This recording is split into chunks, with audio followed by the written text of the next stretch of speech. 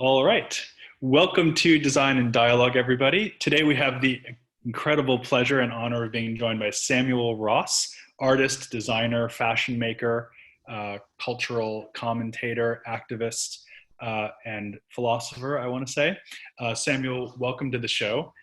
Just a couple of announcements before we get going. First of all, let us know in the chat where you are zooming in from. We always love to see that. And please put your questions for Samuel in the chat also. We'll get back to those at the end of the hour.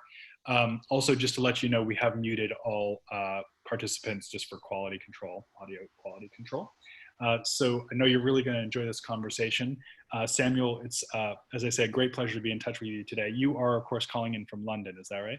Yes, indeed. And it's great to be here, Glenn. Thank you for such a kind introduction, which covers a few topics, and incredibly exciting just to kind of be with the Friedman Bender community and kind of, introducing this new dynamic that I'm sure we'll touch on a bit later. Yeah, well, Samuel, you've already proven yourself such a polymath as a creator, and we'll get at the end of the talk to the most recent collaboration with Friedman Bender and your foray into furniture design. But of course, we'll also be looking at your work in fashion, what I would want to call branding, art installation, sculpture, etc. Before we get going, can you say just a little bit about the journey that you've had over the past few years and sort of how it's feeling to you now from the vantage point of 2020? It's been a whirlwind, I know. And we'll talk a little bit about, your parents and your upbringing in a minute, but can you just give us a flavor of where your head is at right now at this extraordinary time in history and given everything that's happened to you in the past half decade? Sure. Yeah, I kind of feel that, the immediate visceral response which comes to mind is this idea of plurality to a certain degree. This idea of having a slightly more ad hoc or trifecta-like approach to tackling design, to tackling installation, to kind of administering and addressing what's happening from like a socialist perspective has really come into the forefront. Whereas before I was slightly more precious about what fields I would say I operated in simultaneously at this time when we're in such a pivotal, point within the 21st century and in really the future of mankind for the 21st century coming forward. It's really about having a velocity and a agility to works coming forward. So my, mantra and philosophy as of now feels a little bit more open, a little bit more experimental. There's definitely a spirit that kind of pulls me to talk about things from a lot more of like a political standpoint, actually, which maybe wasn't the case before. There was always this social and socialist layer of messaging that was kind of encrypted within my work, so whether it be in fashion, installation or furniture. But now it feels like there's this real crystallized point where we need to be a lot more vocal about the works. So there's a lot more of, really a focus on like identifying with the diaspora and self, which really needs to be on the forefront of all works which come forth, because that is the important factor of the current zeitgeist and for the 21st century, clearly. Mm. You've used the word socialism there a couple of times, and also in other interviews I've seen you put some emphasis on that term. Maybe not a term that people might expect to come out of the mouth of a contemporary creator, but one that seems to be back in people's minds in various ways. But you use it in a very particular way, not necessarily as a specific form of political economy, but also as a kind of cultural project. Can you say a little bit more about what you mean by that and how you feel like you fit into the narrative of socialism writ large?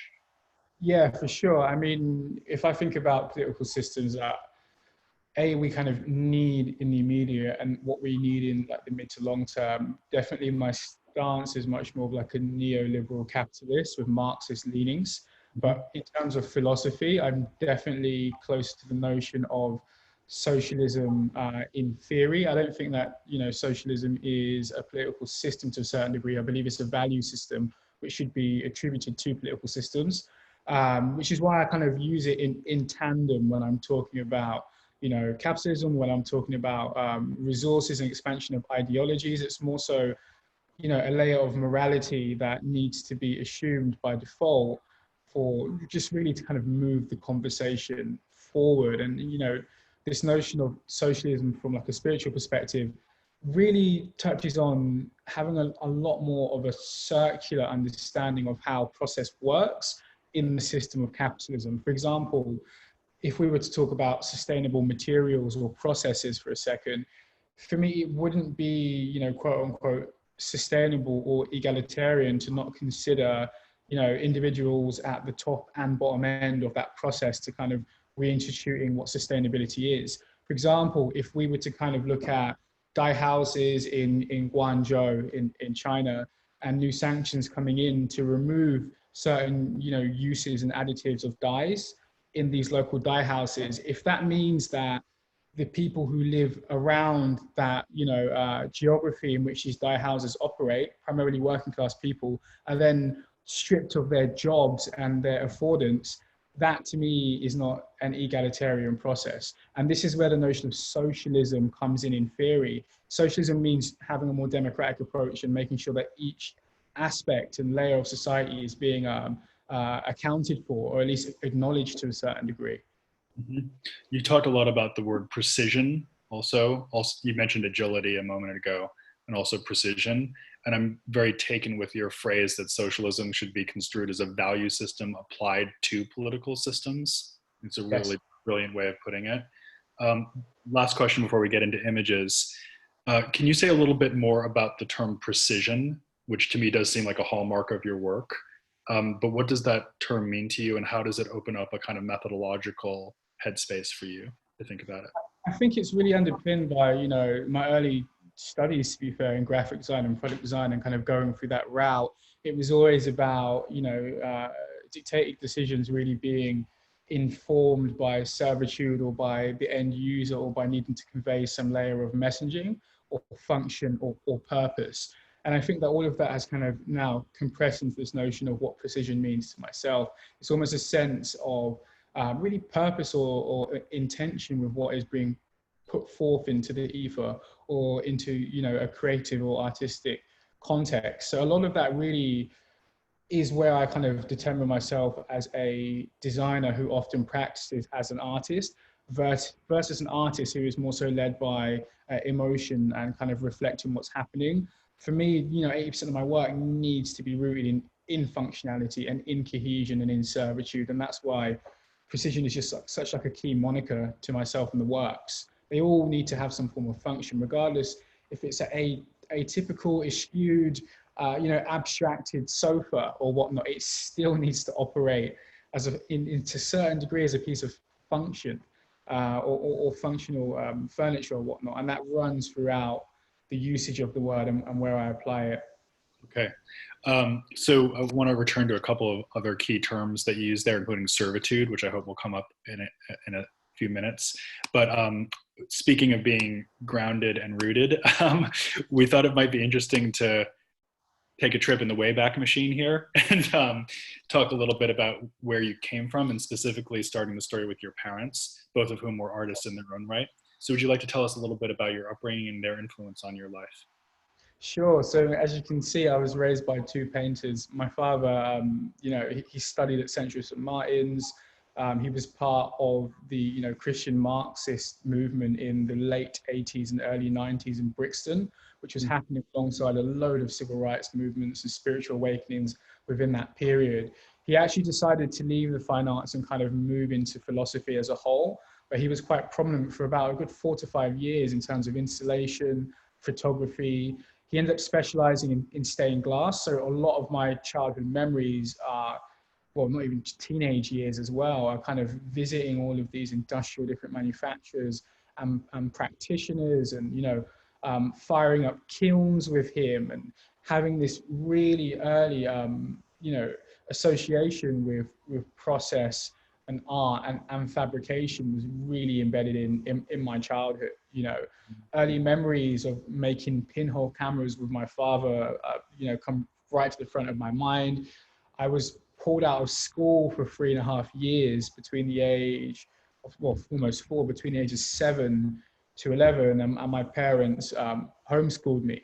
So there's always been this more esoteric and forward-thinking notion and relationship held by my parents, which has really been grounded by the arts. Like, I was fortunate that my parents didn't mind me kind of drawing on floorboards in the floor in the house, because they just wanted to encourage creativity. So some of my earliest memories, of course, informed by my mother and father, who both paint, are really established by kind of having an identity as a painter and as an artist. And I kind of started with paints, oils and acrylic, and then I ended up going into illustration and then graphic design and then into product.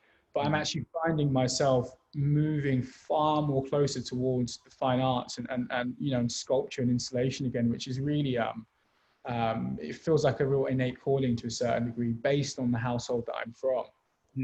And what an amazing stroke of good fortune to have that given to you at a young age. You know, it makes you think about children who perhaps don't have that kind of access or aren't plunged into that world in the same way. Could you also just speak a little bit, Samuel, about the geography of your upbringing? Because that is going to be crucial in a lot of what we have to say about your practice. So, of course, a London background, Brixton, which is, as many people will know, was the epicenter in many respects of civil rights activism in the 80s in Britain. But also you had a kind of north-south vector happening in your life. So I wonder if you could just talk about that geographical aspect of your upbringing. Yeah, I mean, Du Bois' double consciousness is the easiest way to kind of summarize such notions, right? This reality of kind of being born in the heart of Brixton and then having a parallel upbringing, moving out of Brixton at age like 3.5 or 4 and being raised in like the Midlands in the UK in a relatively small town. Though it was a diverse town, which is quite abnormal for the UK, you're still an extreme minority. And of course, that really informed the almost like you know, plethora of experiences I kind of I've encountered and understood in the UK growing up. You know, being you know, object to violence at the hands of racists in the UK and learning to kind of fight back outside of London, which doesn't really happen in the city itself. It gave me a view of the country which was very much an agnostic and pragmatic view, which was able to encapsulate several different textures and layers of class and society. You know, I kind of kept this notion of movement and buoyancy across the country. You know, living in or being born in Brixton, visiting family in London for years on the weekends, spending time in Northampton, but then moving to Leicester, which is further up north in the Midlands, being based there for 5 years whilst I was studying, moving to Leeds, which is even further up north, and having this this from and fro between Northern England, the Midlands, and Southern England really is what informed so many of the industrial works and materials that I often utilize within furniture design, installation, even down to the architectural forms and clothing that I produce. It's all primarily based on this notion of sociographic mapping, taking those experiences or what is typically unseen and projecting them in the form of objects and articles.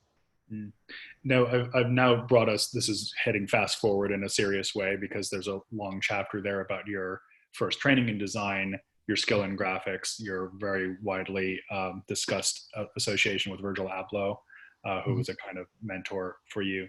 But I really want to focus on your work here. And what I particularly wanted to ask is about this concept of the articulate garment that you introduced most famously in your collection, A Cold Wall, which we're seeing examples of here.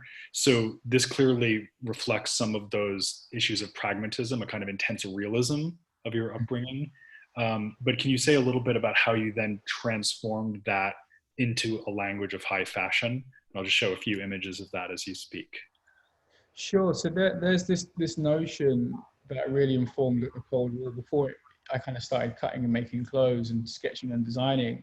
It started off as almost like it was a written piece. It was a dissertation that I produced, and it was really about this notion of how do we kind of lift the veil on the abject and the unseen across working class Britain, and what does that look like in terms of geography and architecture, and how can those architectural forms and those raw materials and those palettes and those nuances actually inform almost like a populace and a fragment or slice of society that maybe isn't being brought to the forefront. So it was really about taking all of this criteria and like extrapolating all of these notions and references around, bringing them back together, almost quite eschewed and molded and warped, and then seeing what the format took shape as. It wasn't, again, really about having a vision or a creative idea and manifesting that.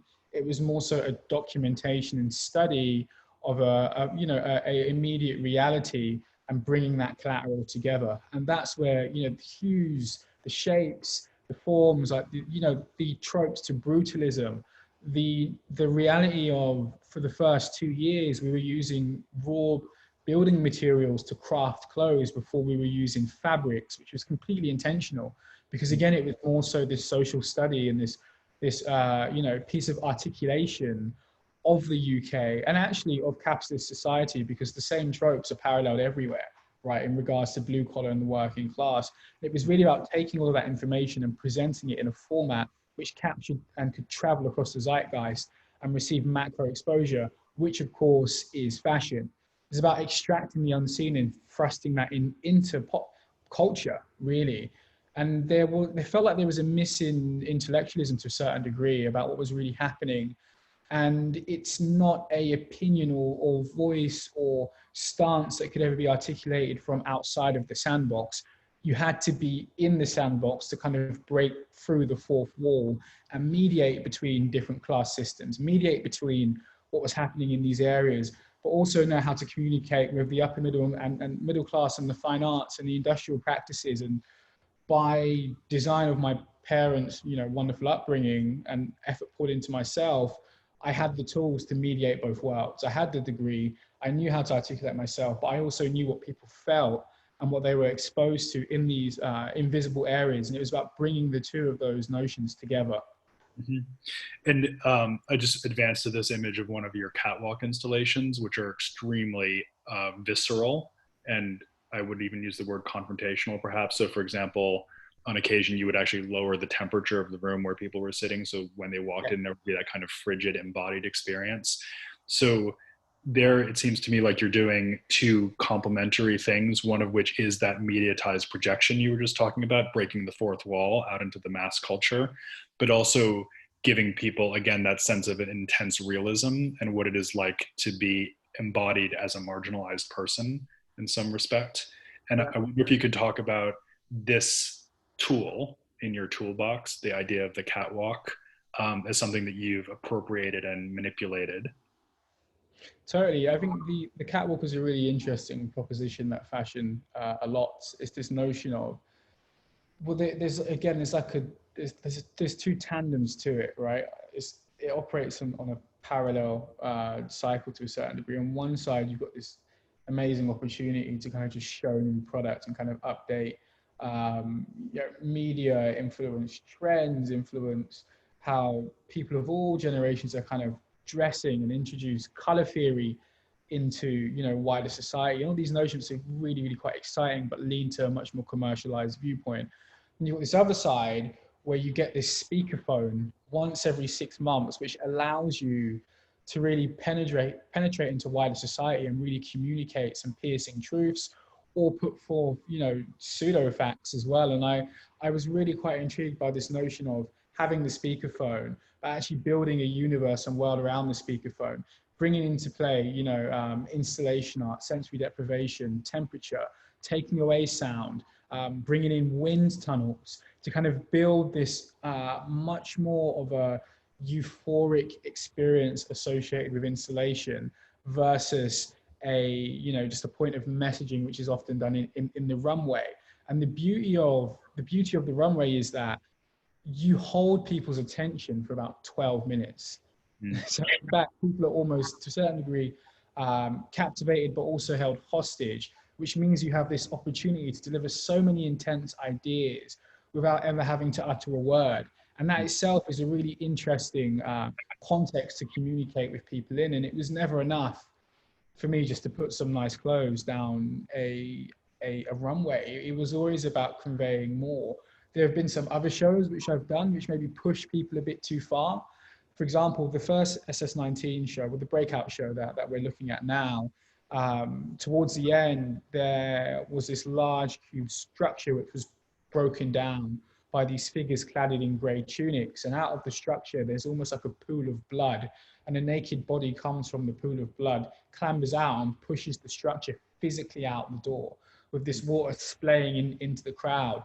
For the second installation runway show, you could say, we created 2 lakes within one room, and we dropped the temperature down to about -5, and we removed the audience about 25 meters away from the clothing. It was pitch black, and we had Rottweilers run through the water barking, and it was extreme. It was really, really extreme. It was quite controversial for, like, you know, the second or third runway show we had done, but we needed to really talk about some truths and realities which were coming forth regarding, you know, asylum seekers, drowning of bodies, this notion of almost like egalitarian values being lost within Europe, all had to be felt. And again, I'm probably getting quite into this, explaining this point, because it's really quite important to me that it's not really just about the clothes. It's more so about being able to message and signal and propagate the clothes to have a wider conversation about what's happening in real time. Yeah. And I think there in your descriptions, I'm so glad you did describe it, because it's impossible to do justice to it in just a slide. But we see there the legacy of performance art. Makes me think of someone like Marina Abramovich, or, you know, any of the great avant-gardists in that discipline that we can think of. But then what's fascinating to me is that there's also a materialization of the same ideas in the object. And so here we are talking about design and dialogue. So I would like to ask you, when it comes to designing something like a trainer, we would say sneaker here in America, what is the attraction of condensing these ideas, this intellectual landscape, into a single artifact like this, and getting it to be a bearer or exemplar of that idea of brutalism, for example? Well, personally for myself, the attraction here again goes beyond just making like some interesting looking product. It's really about pushing forth the notion of how commercial opportunities can actually be used as a litmus test to re-engage how we operate with material, and really start to underpin the relationship and psyche we often hold regarding product and inanimate objects. So what you're looking at here is, of course, a prototype on the Nike Air Monarch, which we produced in 2018. But the notion here informed what we did next with the Nike Vomero shoe. And with the shoe we're looking at on screen, it was really about, how do we produce a shoe that is living and that can almost shed itself and you know, operate outside of the function of movement to a certain degree, whilst representing the character and energy of brutalism and of raw material. And at this point, not really fabric, but how material interacts with environment. So when the models walked, if you look at some of the clips, the shoe starts to fold and peel away, because you have a concrete cast and plastic cast, which is actually laid over the top of recycled shoes. Highly experimental, almost unwearable, but that's almost the joy in working with these commercial partners. They come to me to kind of push the bar and think in a bit more of an abstract term to a certain degree. Now, what happened after producing this shoe we're looking at now is that we produced the Nike Air Vomeros, which of course have the, again, controversial, notorious brutalist sculpture on the back of the shoe. Now, the sculpture itself is more so a talking point to discuss what's happening on the lower and upper of the shoe. And what's actually happening on the lower and upper is that all of the UV coatings and PU coatings have been removed from every single panel on that shoe, which means that as you take that shoe through different environments, there's a different aging process which exists on each of those panels. That then means that you have this beautiful aged patina, which is localized based on where you take the shoe over a specific amount of time. It was the notion of, how do we take something which is typically, you know, deemed as dead and inanimate, and actually add a layer of life to it, whilst keeping this personalized notion of footwear and intimacy that people have with sneakers and trainers. It was about, how do we re-articulate what it means to own a pair of shoes? How do we use shoes to kind of signify air pollution levels? How do we talk about this notion of crystallizing a commercial product being removed, and actually talk about expanding product to be forced into use to actually, you know, find out its qualitative notions and values? So again, it kind of goes from high concept, which is quite emotional, which is what we're looking at now, into a commercial product, which actually can push and inform how bigger partners work. And after the Vomero, and working with, you know, Nike's innovation team quite closely, Nike ISPA came about, which is it's improve, scavenge, improvise, and assist, I believe, or something along those lines. I've been working with them since on that project, and they've openly noted that the work done with Samuel on the Vimero and the more experimental works has then filtered into commercial endeavors, which are really on the brink of pushing footwear design forward. So it's always about opening up a deeper dialogue and trying to re-establish how we engage with product as a whole. Yeah, so that's just a textbook case of how when you put a form into the world, hopefully ideas travel with it, and then they become, in general circulation. So there's that kind of expansionism to the practice through the conduits of media and mass production. Let's close out this section on fashion by looking at the most recent looks that are coming out of your fashion practice.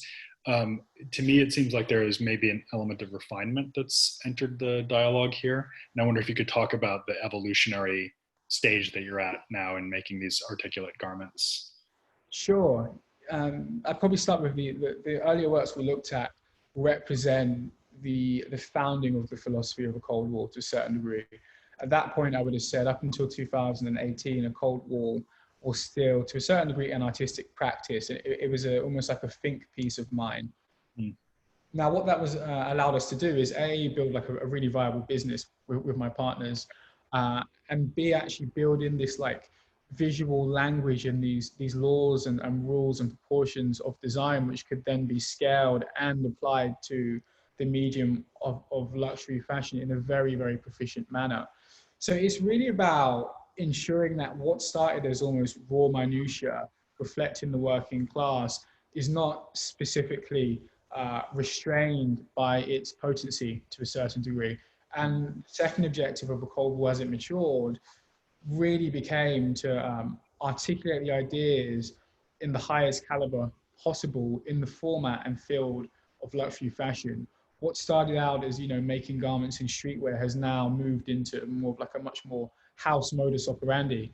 And that notion itself is a challenge which contests the status quo of the establishment. Being able to kind of expert the growth of a raw idea into a luxury fashion house within 5 years became the objective. And what you're looking at now is, I'd say, the second season in which the take on producing and maintaining a luxury fashion house has been achieved. You still got the nods and signals to brutalism through the asymmetric shapes, through the industrial hardware shown on the gilet and on the cap. You still got the same muted clay tones and cream tones and those slate patinas coming through on the vest and the middle image. And you've still got the potency of having a much more, what's the word I'm looking for? Almost a much more pedestrian experience with some of the richer vault colors which are coming through on image 3. But it's always been about making sure the process and the brand is evolving. And this is almost a fixed state that the brand will stay in now for the next few years. As I'm sure we're going to talk about next, a lot of those raw concepts and formats and philosophies have now been taken, not out of a Cold War, but they're moving across into new works that I've been producing and articulating. So let's have a look at that. I mean, it is interesting to think about speed as part of the content of the work. So the simple fact of having entered the fashion world and achieved that state of achievement in such rapid sequence almost becomes part of the messaging around the project. And I think the same is definitely true of your passage into art practice. So there's a sense of multiplicity there, as well as just sheer rapidity that becomes part of what you are communicating. See what I mean? Like a kind of meta narrative. But then I suppose at the same time, you're also engaging with the many art historical trajectories around sculpture and installation art. So minimalism, post-minimalism, postmodernism, et cetera. So we're going to go to a slightly rapid clip here, just because we only have so much time. But I did want to give people a chance to see a broad range of your art practice, which they may or may not be familiar with. And could you just talk a little bit about some of the ideas that are coming forward in that aspect of your work? Sure, and I'll probably just give a bit on each image as you click through, just to make sure you cover as much as possible. But really, it's this notion here, I mean, able-bodied, this notion again of a lucid visibility really comes through, this notion of an atypical existence representing the working class and people of color to a certain degree, who may not necessarily be allotted a fixed space, comes through in the transient notion of almost like a hazy environment, which is proposed here on able-bodied. This idea of people engaging with really what is an installation maze to a certain degree, and each of those articles and pieces representing some type of abject form or body that existed in that space previously comes through here. And you know what you'll probably notice as we go through the works is that typically for the first early years, it was commercial partnerships which allotted the funds to produce these works. So that became the testing ground to a certain degree. What you're looking at here is, of course, Concave One, and this is where the notions of socialism start to come into play a bit more. I'm starting to think outside of my own fixed experience and start thinking about the plurality of others and different environments in shared space. The notion of Concave One was to produce a typical bench which can exist in public space, but also be used as a calisthenic unit. It's this notion of lucid angular forms almost softened to a certain degree and elated. Color is used to signal existence, which is something that we'll see continues throughout all of the works. But really this notion of soft forms representing the human body, but from a very loose perspective, continues to run through the work. It's also this play on scale, which is incredibly interesting. Here again, this is one part of a installation piece, of course, called Terminal One. Terminal One and Concave One were both showcased together at Serpentine Galleries in 2019 and went on to win the Hublot Design Prize. So the fabric that you see here plays into some of the earlier works of the Cold War. What you're actually looking at is aluminium and recycled polyester and plastic bottles, which have been comprised with Nike Knit Lab to produce this really interesting and durable material and fabric. And the notion here is a little bit more egalitarian. It's very much a spirit of optimism. You would have Terminal One placed in points of need, whether that be public space and parks, whether that be, you know, on the side of a level 2 hiking trail. Terminal One, of course, is a fluorescent paint. It's very much visible in the middle of the night. It was about having a space of refuge in which people could be identified around if they ever came into trouble. So on the internal element, which you can't see here on Terminal One, if you look at the hooks, you can see that actually we produced a sleeping bag and tent, which was formulated from recycled materials and Dyneema, which would be reloaded on a fortnightly basis for Terminal One. So this idea of servitude to the community starts to interlay with the notion of installation art and design practice. Servitude is such a powerful word, and I'm glad we have come back to it, as I was hoping we would, because it can imply either servitude, almost like enslavement, subjugation, oppression, but it can also imply service and helping and assistance. And I find that the way that you use that word kind of zooms right into the collision between those two negative and positive aspects. And really, it feels like a word that you're using to kind of construct the situation of the body and culture. I also wanted to just talk a little bit more maybe about brutalism, if you wouldn't mind. You talked about it a little bit already, but of course, for a lot of us, that's an architectural term. So it might be associated in the British context with Alison and Peter Smithson, for example, or Barbican, other touch points. But you're using it partly to reference that. And in fact, having grown up in brutalist buildings yourself, as many people of color and others in Britain do, and maybe experiencing a kind of modernism that's a little bit past its prime and has its own kind of patination, like your shoes do. But it's also brutalism in the sense of something that is brutal, like emotionally arresting, rough. So could you talk a little bit about that aesthetic and how it plays out in some of the images that we're seeing?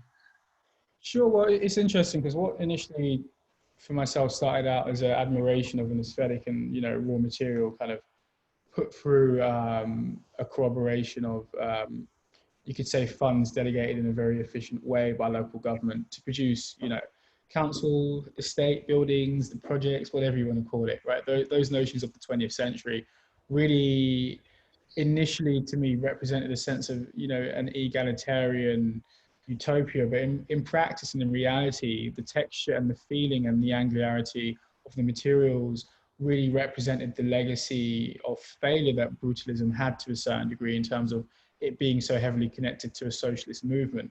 And I think there's just a really interesting dynamic and dichotomy between the two in terms of what was perceived to be something which could be quite full of hope and quite positive, actually had this parallel effect which almost subjugated its users into a sense of dysphoria to a certain degree.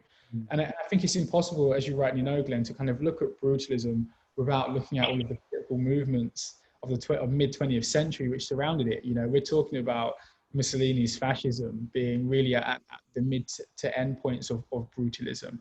Where, I mean, of course, we're talking about, you know, post-World War II utopias also being produced at the same time and interlaying notions of design from the USSR coming forth. It's this huge moment in mid-century which has such a specific personification and identity that is just incredibly interesting to kind of look at and study in terms of shape and form.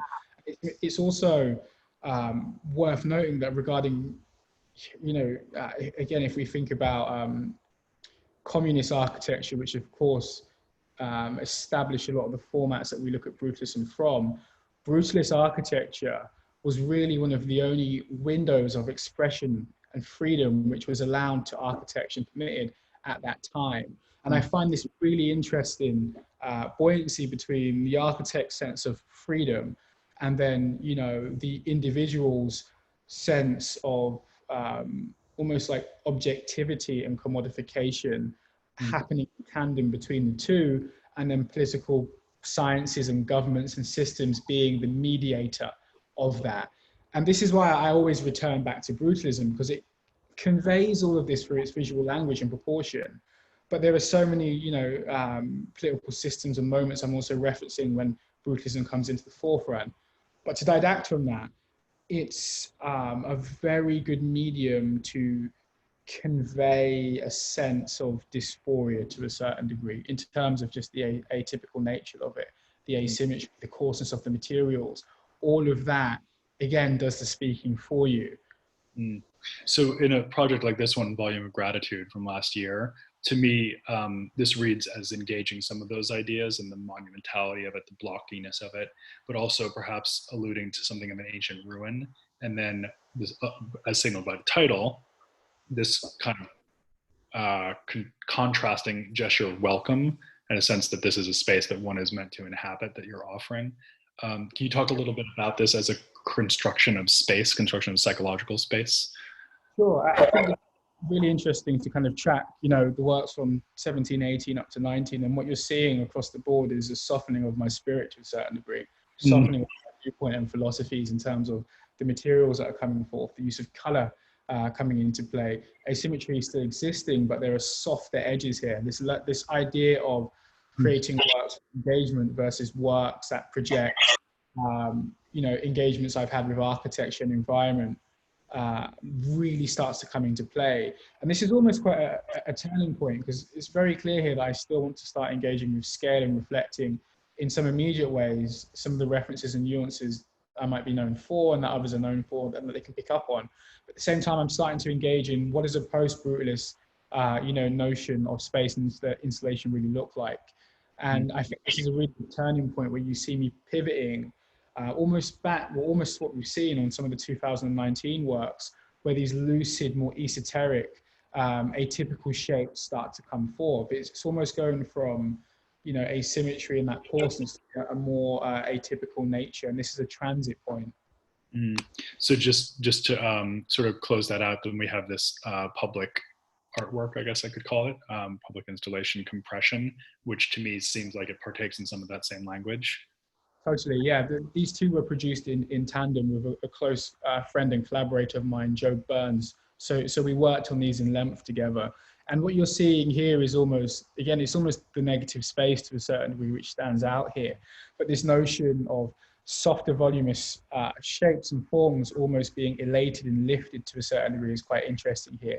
This notion of brutalism becoming light, almost like, a post-brutalist landscape coming forth, which isn't necessarily grounded by the associated materials, is really, really interesting. And again, it's almost like not an exit to a certain degree, but it is a real turning point in almost lifting the vernacular and weight of brutalism away from the works that I'm now beginning to produce.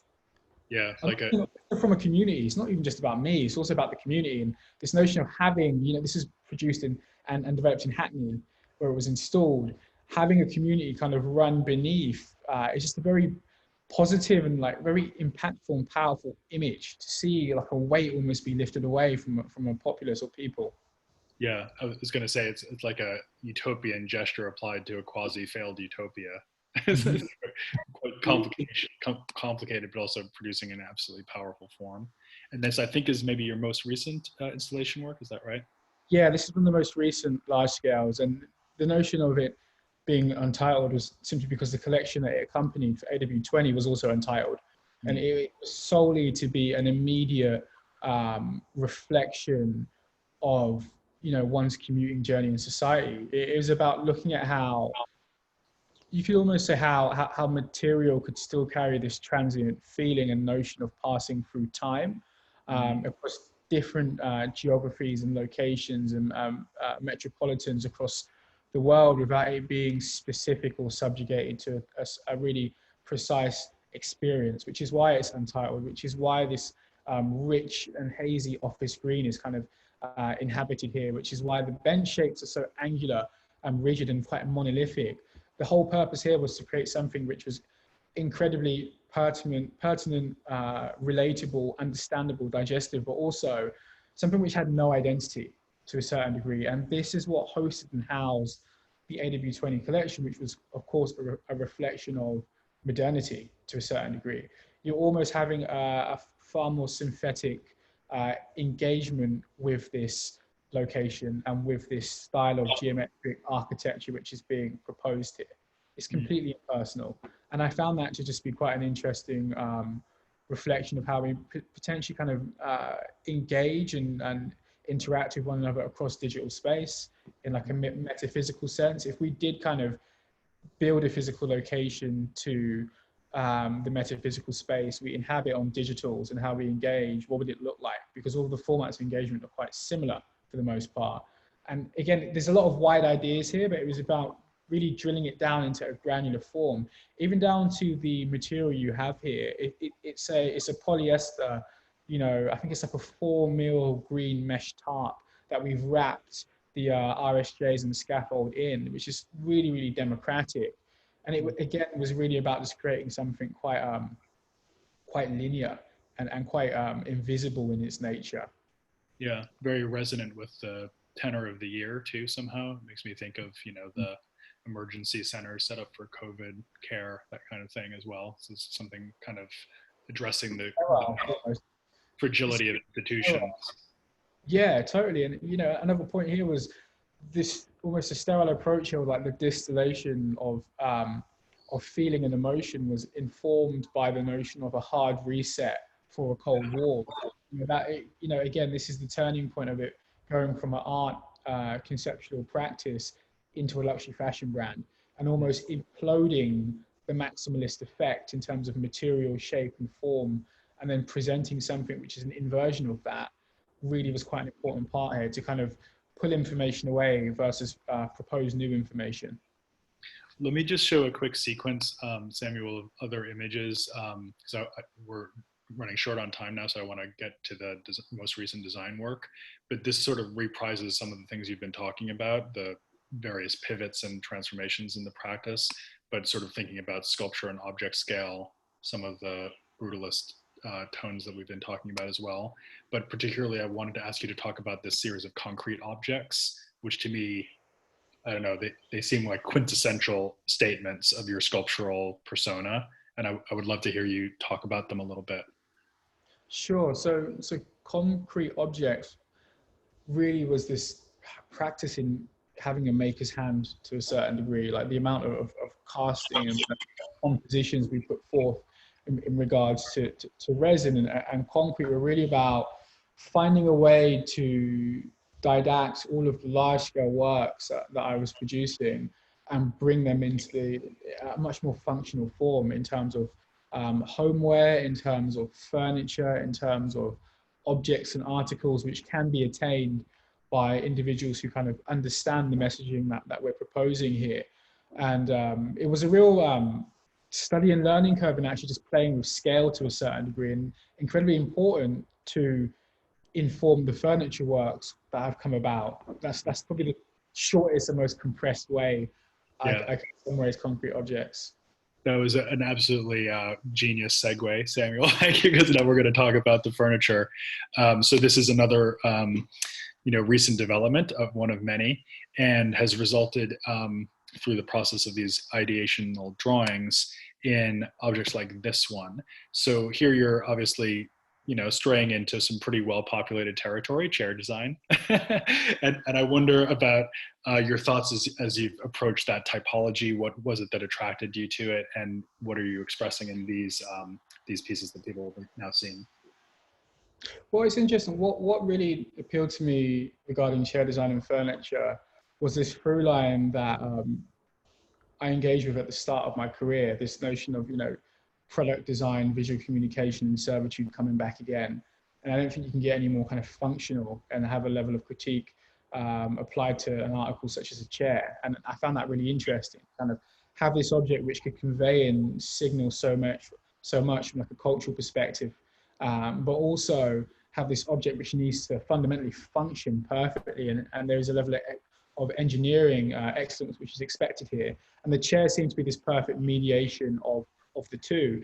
Again, as it's quite, as you rightly said, a well-known field, it was the perfect disposition to begin didacting down and almost compressing some of those more esoteric and abstract concepts I had, and apply them into a medium and format which could be articulated and understood quite well, because many works have occurred before my time doing such. So it felt like the right medium to host an intellectual discourse and conversation, a level of social signaling and identification, but also to be able to kind of exert industrial technique and prowess at the same time.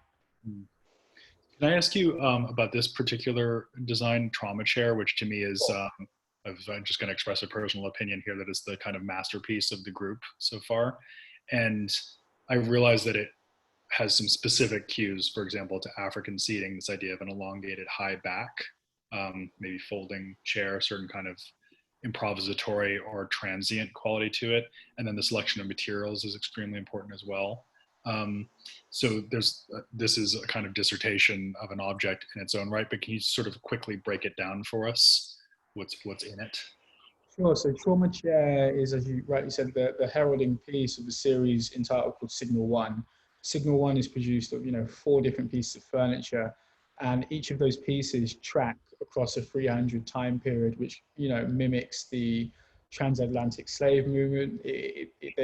We talk about the future of the black form in a decentralized proposition, regards to how black unity exists in digital space. We talk about almost beginning to etch and uncover what it means to be part of the black diaspora, and what it means to have almost like a lucid attachment to West Africa and South Africa in terms of form, in terms of material, in terms of shape, and pre-existing identifiable codex to a certain degree, which is found within West African furniture. And a lot of this is really quite personal work, but again, it's personal work and it's sensitive work, but it's not necessarily about the self. It's not linear. It's very pluralistic in nature, because this is a shared experience by millions of people across the world. And being able to kind of build a visual language and build those cues and those shapes and forms which resonate, even if it's just the blink of an eye, to kind of almost identify a shape or proportion which ties back to your diaspora and geography, is really about etching, like a post-transatlantic identity. Outside of the word black, what does our identity look like? What are the cues and messaging points and rules in place and laws of design for the black diaspora in the 21st century? And Signal One is really about almost having like a historical deep dive through what's happened and articulating that through furniture, but then also beginning to almost etch and render in what the future of the 21st century diaspora looks like in furniture. And just to go back to the trauma chair quickly, if we signal share so people know what it looked like, but I want to return to this. Yeah, thank you. So what we have here is raw materials, democratic materials, reflecting the process of, well, really the process of pain. And this is through the actual smell of burnt wood to a certain degree. So the OSB imply here has been fired, of course. The texture of it is, it adds something which feels very granular, very, not maybe not, the word is not organic, but it carries a texture which carries a layer of residue to it as well. And this idea of memory being conveyed via texture and via process and transformation and is really quite interesting to me. The notion of fire and rebirth, the notion of pain and rebirth, and torture and objectification overlays with use of lacquers such as molasses, which have been brought into here, notions of sugarcane coming into play with the lacquer and the burning and process of ritual. And then, of course, you've got these burnished pieces of steel, which, again, thinking of it now, subconsciously are probably interrelated to the notion of slave ships to a certain degree. The weight of the chair is incredibly heavy. It's like 27 kilograms. The scale of the chair, it stands, I believe it stands at about 5'6". So it's a very tall chair. It's incredibly heavy. And it's this notion of how do you kind of capture almost like a shared feeling of heaviness and weightiness, which is spanned across, 5 to 6 to 7 generations, and articulate that in a way in which it is emotively relevant, but also understandable, whilst also pulling through lines into West African furniture design with the shapes. The notion of these large die-cut holes being displaced across the upper part of the chair represents a repositioning of black body, almost like a misalignment in the 21st century as well. There's so much in this chair that I could keep pulling information about. I just wanted to ask one more question about it, and it is wonderful to hear you talk about it, and such a powerful object that sits. It's not a self-portrait or a portrait of a specific body. It's like a kind of allegorical object about this bodily experience in a much more macroscopic way. I have huge respect for it. I just wanted to ask you a simple question, which is about the title, because of course the word trauma is one that we're hearing a lot in the news today. Is one that rightly would be applied to the historical experience of enslavement. Was it a difficult decision to title the chair in that way? What played into your thinking with using that highly charged word?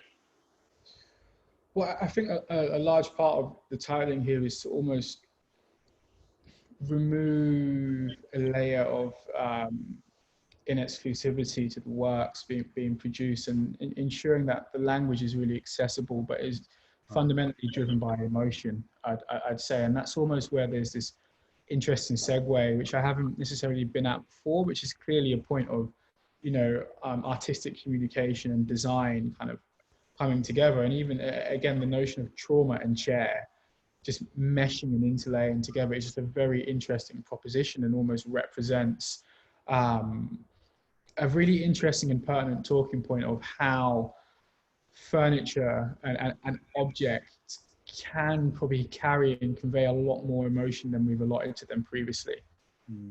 This comes from someone who was previously designing products which were just kind of categorized by a number and a letter, to using words such as trauma.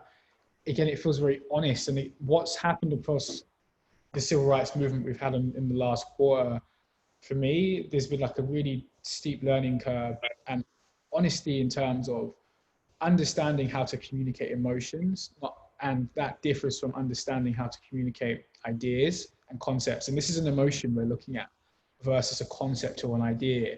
And the titling of trauma came so naturally because, as a person of color, this notion of pain is not an abstract idea.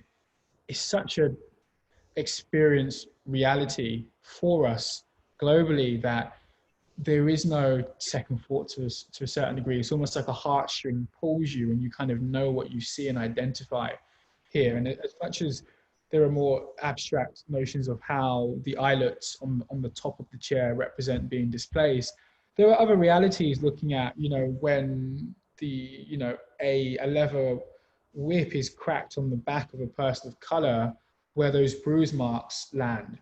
When a person of color is shot in the back, 5 times, where those bullets land. There are some really pertinent and granular moments here, as well as there are more metaphysical and abstract moments happening simultaneously. And this feels like the type of work we need now, which again speaks on an emotional front, but also a very intellectual front, because it needs to be a point of mediation. Yeah, I just want to mention to listeners, viewers, that if they haven't seen any Archibong's talk, which we recorded right in the wake of the George Floyd murder at the hands of police, I think he said a lot of things that are pertinent to what you're saying here, and I would love it if people could listen to both of these sets of comments and compare. But I find the materialization of so many things at once in one object, not only to be powerful in its own right, but also a testament to what design actually can do, the way that it can condense so many narratives, so many feelings, so much urgency into one actually small space. Well, let's just ease ourselves into the Q&A now with a couple last pieces, this last signal chair. And then if you don't mind, Samuel, I'll just hop ahead to our final example, which is this table. Here we see a drawing, and there the table itself, another really, just extremely cogent and totally fresh appropriation of an existing typology. Can you just finish off with a few comments about this design, and then we'll take a few questions? Sure. This design really is part of a series I'm working on at the moment, which kind of takes the notions of really the forebearing of what we looked at in the Brutalist works. But again, it's more so like a post-Brutalist proposition, and how we can reference structure, architectural forms, but also look at how such a geometric and linear approach can also be imploded with raw material. So this idea of having almost two concurrent languages exist in one space is quite interesting for this piece here. Geometry coming into play, raw material and matter kind of capturing a texture and an emotion which can't necessarily be fabricated to a certain degree. It's more so about extraction and found stone and found object coming into play with perfect proportions from like an engineering perspective I think it offers a really interesting proposition about how my work moves forward, capturing a lot more of like a humanistic and organic play with materials. I kind of am past the point of wanting to render absolute and perfect object at this point. I'm much more interested in engaging and having a discourse with what is perceived to be man-made and what is perceived to be organic matter, and looking at how the two can interlay and find a way to speak, not necessarily even mesh. It's more so about the conversation that the materials and production techniques propose to one another, which I find quite interesting here. And it's actually fundamentally a change in the process. This is not me kind of, having an intention, an idea of what the end product looks like. It's determined by the laws in which the materials are governed, by what can be done and what can't be done. But there's also this notion of sacrilege to a certain degree in terms of respecting raw material and raw matter, and simply almost adding to the pre-existing form, versus wanting to chisel and scarp and chisel and scrape away at a form and tear away raw material. I actually want to propose how linear shapes and my concept and proposition can engage with raw matter and raw form. And again, it's a much more democratic and pluralistic way of viewing. It's not looking at the vanishing point from a beach, right? And kind of saying there's one viewpoint of how things should be didacted and viewed. This is more so a philosophical view on how material and how articulation of ideas should kind of work with raw material. The easiest way to put it is, if you look at looking at Eastern philosophy, let's just use Zen Buddhism for a second to pull a reference here. And this understanding that all objects, by nature, to a certain degree, organic objects are actually living and have life force and have spirit and have their own God and ether. Taking that notion really is quite important to myself, respecting the raw material, respecting and form, versus reshaping a form into what I believe to be correct. Awesome. Which is a very long-winded answer, but there's quite a lot of underpinning thought behind why there's a block of raw material and why there's a structured proponent to it. Yeah, well, I think you brought out very beautifully there the accumulated trajectories of your work and how they might land in an object like this, and then who knows where it'll go next. But it's fascinating to think of this table as being related so powerfully to the previous sculpture, to the previous fashion, experimental and realized, and it just makes me think that for me, every great design, every truly great work of design is both a question and an answer at the same time, and this really exemplifies that principle to me. So one more note in which you probably summarize what we were just discussing in this piece. This offers a democratic viewpoint of there is no hierarchy and master between both of the materials and processes engaging here, is a really good way to put it.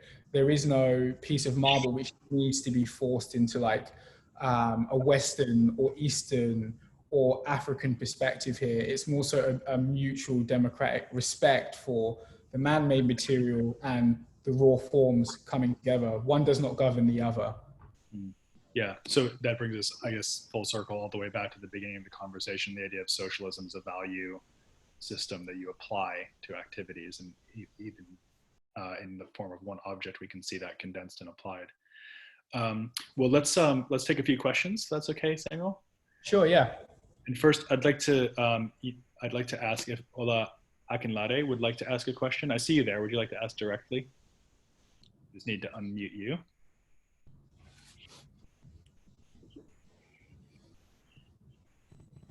There we go. Thank you. Can you hear me? Yeah, we can. Thank you. Yeah, so you said, I found it's quite interesting when you were talking about navigating between different classes because you moved around quite a lot. So the question I had was, as your work started getting a bit more visibility and your success started to grow, did you find any challenges with trying to still stick on the fence and see the world from multiple perspectives simultaneously? And how was it engaging with, because we have something similar in Leeds where you have like your friends from where you grew up with and you have aspirations, but then as you keep moving towards your aspirations, you see that their behavior changes. So how did you navigate through that, and have you got any advice? Yeah, that's a good question, man. It's difficult because the navigation of that, I can only kind of really give you, like heartfelt advice on that one, because it's such a personal decision, right? Of kind of needing to, you kind of understand what you're capable of, and you should always follow that spirit and stay truthful to what can actually be manifested and emanated from yourself if you take that journey. I still find it now difficult to kind of connect with some of my dearest friends and some of my best friends on a really close level regarding the artworks I make, but it's more so keeping a mutual through line with those people who of course influenced your works that you're going to produce and the articles and talking points you're going to be discussing. I think it's more so keeping the spirit of community versus all of the information necessarily feeding back home. And then there are core, outlining principles around the works and activities and incentives that you'll produce, I'm sure, Ola, as you move forward, that can naturally feed back into community, which may be more understood. And I think this is why it's really important, once you've kind of gone through the first phase of being able to kind of express your truth through your artworks and the articles you produce, it's then about looking at the plurality of representing and sometimes tangibly supporting a community that you have come from,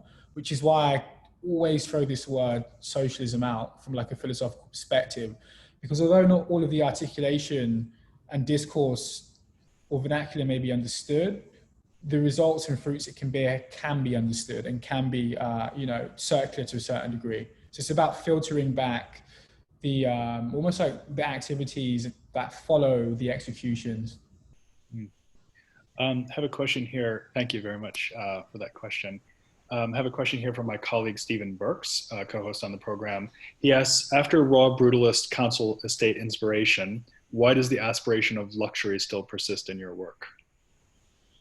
I think that's a really good question. I think that, if you, there's 2 points of it. One view is, I'm going to start with the more emotional view first, is that there's been this older viewpoint of luxury typically serving specific class systems. And actually, you'll probably find more luxury objects and goods in these brutalist neighborhoods than you will in like middle class neighborhoods across the country. So there's almost, again, like a misconstrued perception of where luxury belongs to a certain degree.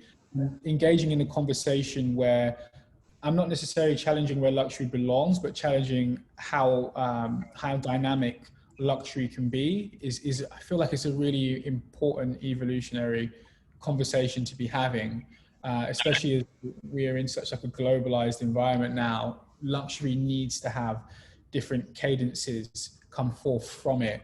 And also the perception of whom luxury belongs to also needs to change. So that kind of, validates some of the work I do within luxury.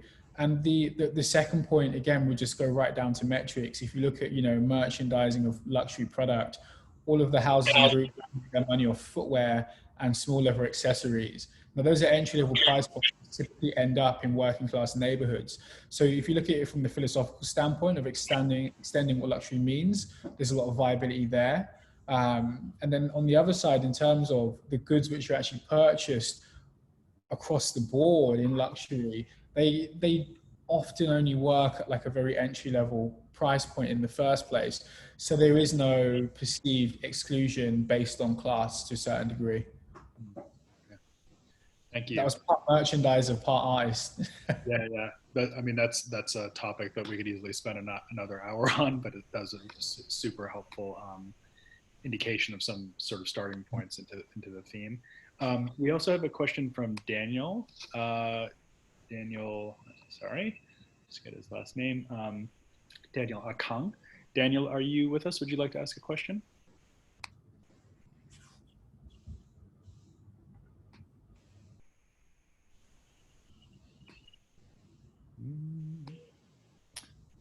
I don't know we're going to be able to get him online. He did post a question in the chat, which is just, what advice do you have for upcoming creatives, specifically mentioning graphic designers? And I think you already talked a little bit about the advice that you would give to younger practitioners. But maybe it would be an opportunity to talk a little bit about graphic design particularly and how it sort of factors in. Sure. I mean, the beauty of graphic design is it's such a codex to visual communication and language. So as much as you are, well, there's two sides of it. First is the swipe key. I've said this before in previous interviews, it's such a swipe card and swipe key into the visual arts as a whole. Whether it's, from an architectural perspective or product design perspective, or just literally graphic design and advertising, it's a really solid and safe starting point for figuring out exactly where you want to go, which is exactly how I used it too. Majored in graphic design, then moved into different fields. But fundamentally, graphic design is the crux of semantics, semiotics, branding. It's a super safe crux to start on. The second point I'd say is you want to get into an advertising agency or design practice as soon as possible. And in parallel to that, start experimenting before feeling a pressure to establish your own label or your own agency or company. The experience, I don't usually talk about it that much, but I was in agencies for the first, 2.5 years before actually crossing paths with Virgil. I already had a degree and I was already working full time, and they weren't glamorous jobs. That's the point. You need to develop the hard, granular skills that you can then apply to more abstract ideas as you all grow to be, you know, innovation-led designers or fine artists, but you need that granular level of experience. I mean, some people disagree with me on this, but I personally believe you need the educational, you know, crux to move forward. It's such an important component here. So knock on as many doors as possible to get, you know, paid internships, apprenticeships, junior level artwork jobs. Don't let anything that's kind of happening on social media, you know, dissolve any realities of the path you need to go through to kind of get to where you need to go. When I was studying graphic design, I was working in like warehouses and phone shops just to kind of pay my bills to move forward. And there's no shame in that. You need to kind of earn your stripes and move forward, but get the degree and then move into an agency and then start taking risks. You want to be safeguarding your career. It's so great to hear you talk about that, Samuel, because the warp speed nature of your career thus far might easily obscure the fact that a hallowed idea of an apprenticeship actually did play a big part in your ascension as well. And it's really great to hear you talk about that. We're just going to take one last question, which I'll just read out from the artist Sana Musa-sama, who asks, who is your audience? Fair question. And how do you find an audience as a young artist? It's a wide question. I think that I think we're in an age where, again, plurality and democracy kind of go straight hand in hand with that. And this idea of having like a trifecta of audiences is really important. I think we're closer to communities than we are audiences at this point, because I believe that the way we engage now, there needs to be more like an open dialogue, even if it's not literal conversation. It's more so the forum in which ideas are being spread and artworks are being communicated is much more of a community base versus an observational one. And in regards to audience, I mean, for me, honestly, humanity is my audience. I don't have a specific idea or notion anymore of who I wish to talk to. I want to speak to as many people as possible because I want work to pull an emotion out of people, and I want to communicate what isn't being looked at. And that means, you know, speaking to everyone and communicating with everyone. I'm really against and it's an interesting question because this is where my views kind of differ in terms of what the status quo in fashion is. Probably because, again, I wasn't born into a fashion world. I can't stand like the totalitarian hierarchy that is assumed in fashion. For me, it's about democracy and plurality and communicating ideas, which is much more tuned to design, art communication and visual communication. So humanity is the audience. Well, that is an unimprovable note to end on. Absolutely the spirit of design and dialogue right down to the last letter. And Samuel, it's been fantastic spending this hour and a little bit with you. Really, really appreciate your time. Please know that this interview will be available after the fact. So we'll be posting it on the website at freemanbenda.com later today. So I know we've covered a lot and there's been a lot of intense explorations in this conversation. So please do come back and listen again. Samuel, that's all for now. Hope to see you again soon and great luck with all of your adventures. Much appreciated, Glenn. Pleasure to talk, and thank you all for tuning in and throwing some questions at us as well. It's much appreciated. All right, take care, everyone.